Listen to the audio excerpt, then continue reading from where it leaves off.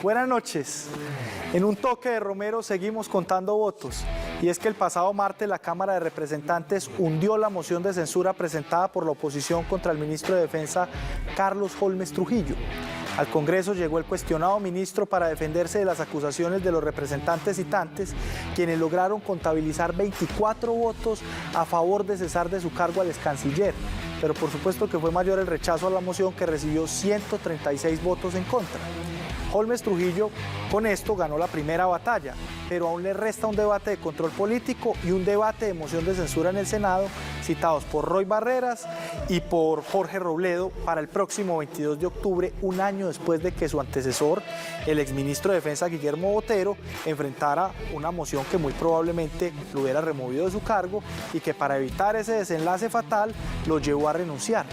Una cosa muy predecible con el Congreso y difícil.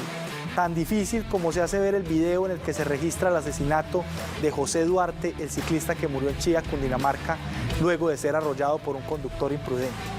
En las imágenes de los videos que se hicieron virales durante todo el fin de semana, se observa cómo la camioneta arrolla a Duarte y lo lanza del puente que cruzaba camino a Sopó. El ciclista falleció a los 56 años, víctima del fuerte impacto ocasionado por la caída, mientras que el conductor, que fue capturado en Sopó el mismo día de los hechos, fue dejado en libertad porque, según el juez, no fue capturado en flagrancia. Desde un toque de Romero rechazamos este y todos los actos de intolerancia en la vía y hacemos un llamado por la empatía y la no violencia contra los ciclistas en las vías. Después de un corte, conversaremos de Medellín con un invitado que la conoce como pocos. Sean todos ustedes bienvenidos.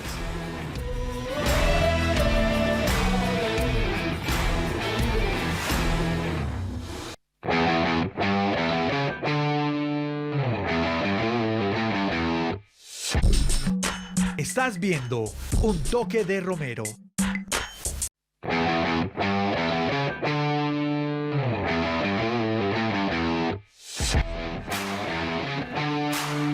Estamos en un toque de Romero esta noche, Santiago, con un invitado que sí que ha escrito la historia de este país y de Medellín. Que no solamente la ha escrito, sino que la conoce muy bien. Fue ministro de Cultura, fue director de Colcultura, director de la Piloto también, la Biblioteca Pública Piloto. Es un académico destacado de esta ciudad, es nada más y nada menos que el rector de la Universidad EAFIT, el doctor Juan Luis Mejía. Doctor Juan Luis, buenas noches, ¿cómo se encuentra usted? Muy bien, ¿y ustedes? Bien, bien, sí señor, aquí trabajando fuertemente. Doctor Juan Luis, quitémosle el doctor. Juan Luis, usted es un referente para los medellinenses por su carrera y por lo destacado que ha sido. ¿Cómo un abogado de la Universidad Pontificia Bolivariana llega a dirigir la Biblioteca Pública Piloto, se convierte en uno de los primeros ministros de Cultura del país y termina siendo rector de una universidad tan importante como es la Universidad EAFIT? Hombre, primero muchas gracias por esta invitación. Mira, yo desde siempre he estado como vinculado a la cultura. Cuando yo estudiaba Derecho, me pasaba buena parte de mi tiempo, en esa época pues Derecho de la Bolivariana era en la playa, y por Maracaibo entraban los de Filosofía y por la playa entrábamos los de Derecho, pero yo me pasaba mucho tiempo con los de Filosofía. Sobre todo estábamos pues en ese momento el gran boom de la literatura latinoamericana, etcétera. Y entonces ya cuando salí de la universidad, el entonces director de la Piloto me ofreció, él acababa de llegar de un taller de escritores en Iowa, y me ofreció que fundáramos un taller de escritores en la Piloto. Y entonces esa fue mi vinculación. Y ya cuando Alejandro lo nombraron, creo que director de Vanguardia Liberal en Bucaramanga, pues me dijo, ¿y por qué no te quedas de director? Y yo, de una. Y entonces eso fue a finales del 79 que llegué a la dirección de la biblioteca, que fue una experiencia maravillosa en mi vida, de los mejores recuerdos de mi vida, porque la Piloto se convirtió como un epicentro de cultura, de tertulia, de movimiento cultural, y lo llevo en la memoria con en el mejor lugar de los recuerdos. Juan Luis, yo le quiero hacer una pregunta, porque como lo decía Diego en la presentación, es un hombre que conoce la historia de Medellín bastante bien. Digamos que hay 3 libros que yo diría básicos que uno tiene que leer para entender la ciudad: El Carnero de José Antonio Benítez, Cosas viejas de la Villa de la Candelaria de Lisandro Ochoa y Medellín es así de Ricardo Aricapa. Pero a mí me gustaría preguntarle, Juan Luis, para usted, ¿cuál es el libro o la obra pues indispensable para entender la ciudad? Pero es que depende de la época. Depende de la época, porque la época pues colonial y poscolonial obviamente es El Carnero. De ese fin del 19 y principios del 30, pues don Lisandro, Agapito Betancur, etcétera. Y más recientemente pues hay libros indispensables. Yo creo que los libros de Alonso, No nacimos pa' semilla, y los libros, por ejemplo, ese libro de Víctor que no se ha vuelto a editar, del Peladito, que no duró nada, que es muy parecido en esa onda, para entender el Medellín del principio de siglo, imprescindible Carrasquilla, sobre todo Grandeza, y luego, dijéramos, ya en una época más contemporánea, ya pues más novelas urbanas como Jorge Franco, etcétera. Entonces hay múltiples posibilidades y depende de cada época.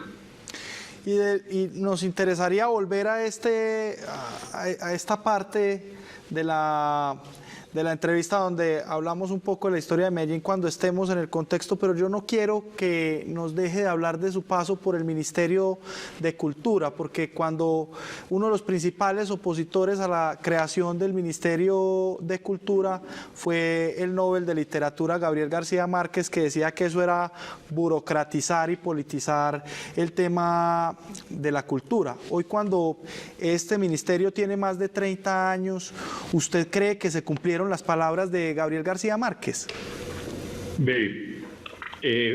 También ubiquémonos. Yo era el director de Colcultura y pues entonces me tocó elaborar la Ley General de Cultura y pues tramitarla en el Congreso. Hubo una oposición muy grande, efectivamente, desde muchas ópticas. Yo creo que se mezclaron muchas cosas en ese momento. Y uno de ellos pues era porque el ministerio se complicó porque se asoció con el gobierno Samper y con el proceso 8000, entonces se juntaron todas esas cosas y el debate realmente sobre la cultura se distorsionó mucho por ese cortocircuito que había, y el trámite en el Congreso fue muy tortuoso por eso. Y realmente la oposición de Gabo era porque él tenía el modelo mexicano en la cabeza, que el modelo mexicano, hay dos grandes modelos de institucionalidad cultural en el mundo, que una es la francesa, que es el Ministerio de Cultura francés, pues ideado por De Gaulle y Paul Malraux, pero hay el modelo inglés, que es un Consejo de las Artes, que curiosamente fue diseñado por Keynes, el gran economista, y que fue el primer director del Consulat de Inglaterra. Entonces el modelo mexicano en ese momento era un modelo mucho más de consejo, por eso no se llamaba ministerio, sino se llamaba, o secretaría como se llaman en México, sino el Consejo Nacional para la Cultura y las Artes. Entonces él tenía más el modelo de consejo que el modelo de ministerio. Y bueno, yo creo que el ministerio, a pesar de todo, se ha mantenido, dijéramos, alejado un poco de la política. Eso era lo que pretendíamos y esa fue la promesa que le hicimos al sector cultural. Pero, por ejemplo, Juan Luis, ahí en la creación, como dice Diego, del Ministerio de Cultura, pues usted venía a ser el director de Colcultura, entonces, pues lo lógico, o al menos lo que uno esperaría, es que usted hubiese asumido ese ministerio, pero tuvimos que esperar hasta la presidencia de Andrés Pastrana para que usted fuera ministro. ¿Cree que ahí tuvo que ver la política y que usted no estuviera del todo con el presidente Samper? Es que yo cambié de planes en mi vida. En ese momento, eso debió ser año como 96, y con mi suegro decidimos fundar un colegio en Llano Grande, y con mi señora pues decidimos como un cambio radical. Yo me había desgastado mucho con el trámite en el Congreso y estaba un poco hastiado, ¿verdad? Eran momentos muy difíciles en el país y yo quería una vida más tranquila. Yo no soy político, esas sesiones del Congreso me desgastaban mucho y decidimos venirnos más bien a tener una vida más tranquila a Medellín, en Río Negro, y fundamos pues el Colegio Horizontes en ese momento. Y bueno, yo tuve una recaída burocrática en el 99 cuando el doctor Juan me nombró secretario de Educación, y un día estábamos creo que era en el Colombiano Ejemplar, en el Metropolitano, y me entró una llamada al carro del alcalde, y yo, pues, que necesitan urgente hablar con usted, que el presidente está en el teléfono del carro del alcalde. En esa época no había celulares ni nada, y entonces era para ofrecerme el Ministerio de Cultura, y entonces me fui para Bogotá ya como para haber materializado lo que habíamos ideado y pensado en ese momento. Desde el año 2004 es usted el rector de la Universidad EAFIT, y esto lo ha convertido en un referente regional. ¿Cómo considera usted que va Medellín y Antioquia en ese tránsito hacia la cuarta revolución industrial y la economía digital y todo lo que se está transformando en el mundo? ¿Cómo cree usted que lo está afrontando Medellín? Pues mira, si no hubiera sido por los avances que esta ciudad ha generado, hubiéramos tenido una parálisis. No es que la revolución vaya a venir, la cuarta revolución, sino que ya está aquí instalada. De hecho, pues las universidades y muchos colegios pudimos continuar, dijéramos, la vida académica, porque existían las plataformas, existía la red y existían pues todas las posibilidades que nos han permitido. Lo que pensábamos que se iba a demorar unos años, pues lo tuvimos que hacer en unas semanas, y entonces de hecho nosotros ya estamos inmersos en esa cuarta revolución.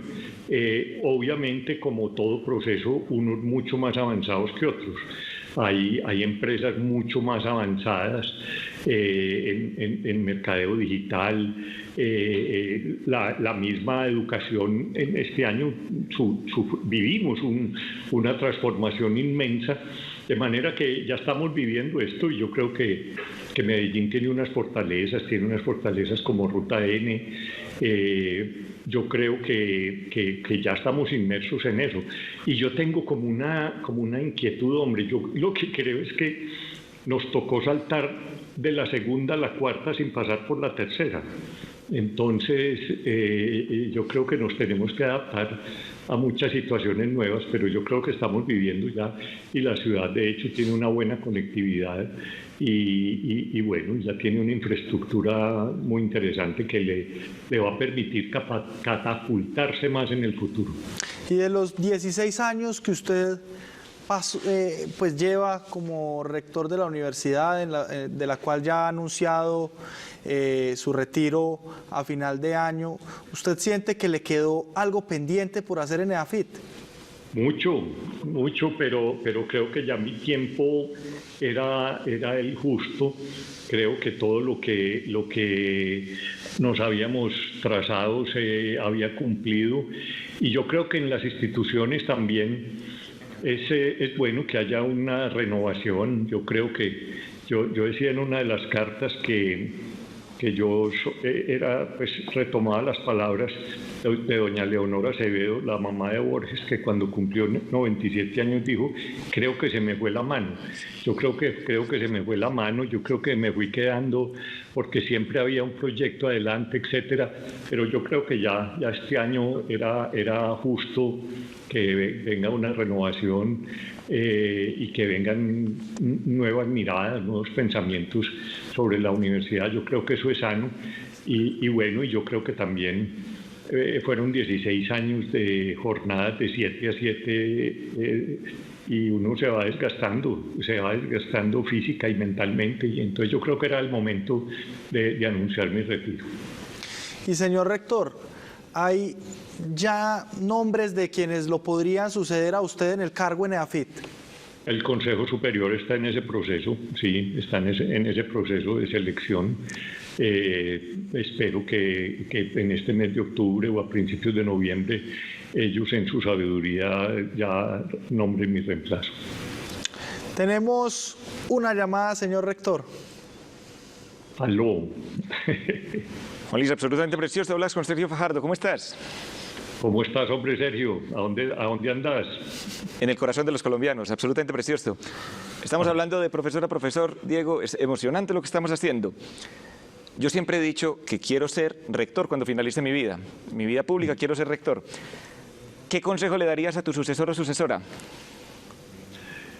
Hombre, que cuiden la universidad. Yo creo que, Sergio, la Universidad Colombiana ha demostrado, sobre todo en esta pandemia, lo importante que es para una sociedad y hay que cuidar como un tesoro a la universidad. Vos lo sabes bien, Sergio, que has sido profesor durante tantos años, la importancia para una sociedad de sus universidades de calidad. Soy profesor, siempre seré profesor, absolutamente precioso, Diego. Pero yo sí quisiera decirte una cosa, a ver, para que nos lancemos al agua. ¿Qué tiene que tener sí o sí tu sucesor o sucesora? Primero, amor y pasión por la enseñanza y el aprendizaje. Tener mucha cercanía con los jóvenes.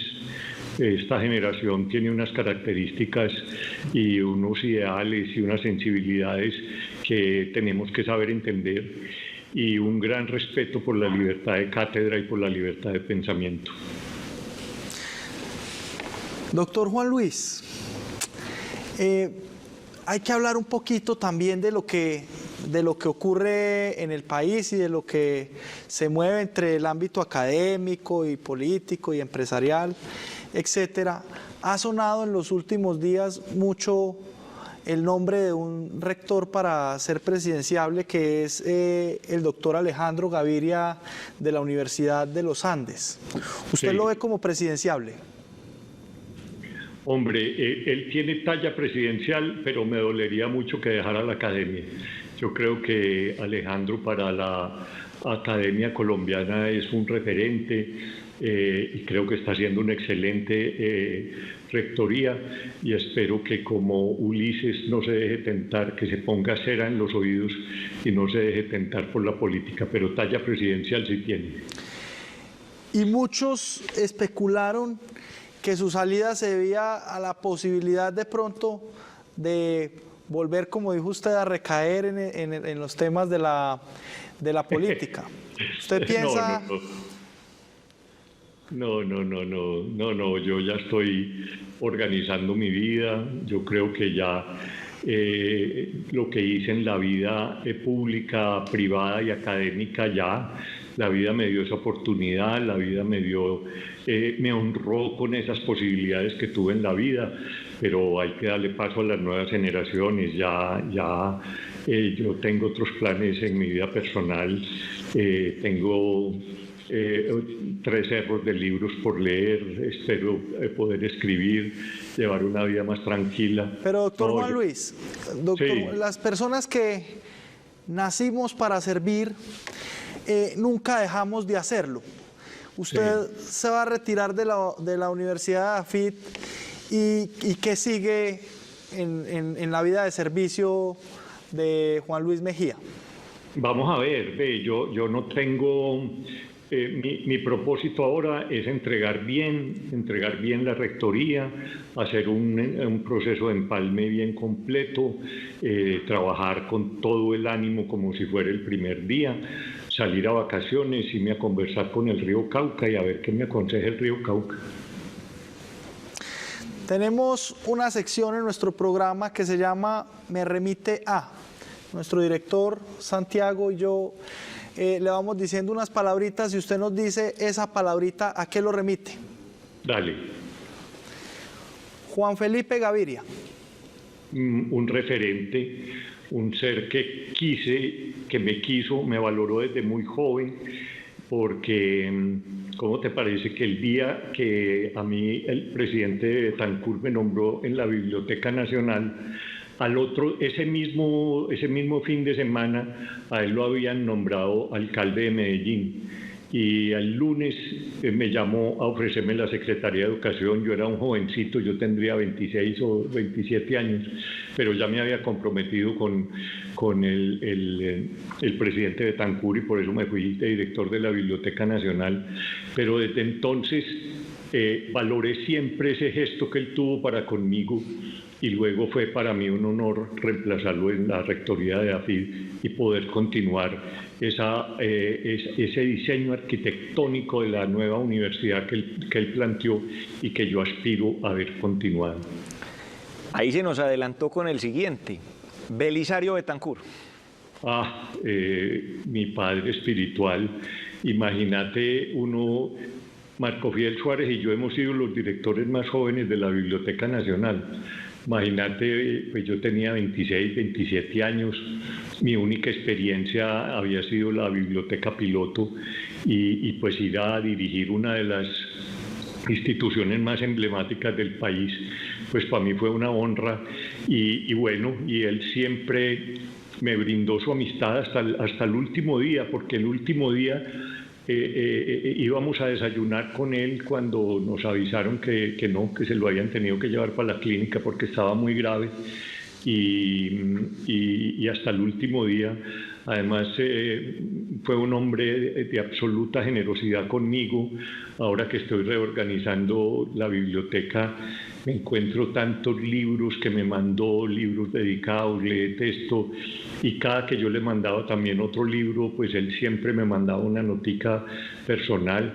Luego de la presidencia me ofreció que me fuera a trabajar con él en la Fundación Santillana, pero casualmente también en esa época yo ya me había comprometido con otro proyecto, pero siempre fui muy cercano y lo llevo en mi corazón.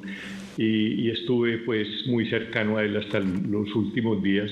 Compartí con él la Junta hasta un mes antes de la Junta del Instituto Caro y Cuervo, que era una delicia, porque se planteaban 2 o 3 temas, el presupuesto, etcétera, aprobábamos las finanzas y luego nos sentábamos a escucharlo. Era un deleite. Les cuento una anécdota. Una vez, pues esto hace por ahí 2 años o 3 años, él había venido, yo siempre mandaba por él en el carro y bueno, ya habíamos estado en la comida y yo soy muy malo para trasnochar. Y a las 9 le dije, uy, presidente, listo, entonces lo voy a dejar en el hotel. Y me dijo, no, nos vamos para el Málaga. Y le dije, no, presidente, yo le dejo con el conductor. Pues se fue solo para el Málaga hasta la 1 de la mañana a oír tangos. Y le gustaba tomar aguardiente. ¿A usted es una delicia? A lo último no. A lo último era abstemio. Ya a lo último él era a palo seco. En su tiempo sí se tomaba sus guarilaques en la presidencia. A veces se tomaba sus aguardientes. Pero es que imagínese, Juan Luis, como dijera Diego Calle, un antioqueño sin anís es un cántaro vacío. Pero venga, vamos a hacer una actividad. Porque esto me remite de una sola palabra y aquí Juan Luis se nos está... que el señor rector es una delicia escucharlo hablar, pero las otras sí nos las va a responder en una palabra. Díganos una palabra que lo remita a Independiente Medellín. Compasión, es decir, padecer con, esa es la etimología de la compasión, es padecer con. Sí. Orquídeas. Hombre, el regalo de la naturaleza. EAFIT. Mi corazón. Grupo Empresarial Antioqueño. Admiración. Santa Fe de Antioquia. Nuestros ancestros. Bueno, doctor Juan Luis, muchas gracias por atender esta entrevista, por remitirse a todos los antioqueños. Esperamos tener más espacios y que tenga éxitos en lo que viene para su vida después de la rectoría en EAFIT. Bueno, muchas gracias, así espero yo también. Y muchas gracias pues por esta invitación. Uno siempre tiene que agradecer que lo tengan en cuenta en algo. Estuvo aquí la historia de Juan Luis Mejía. Ustedes y nosotros le ponemos un toque de Romero. Que tengan una feliz noche.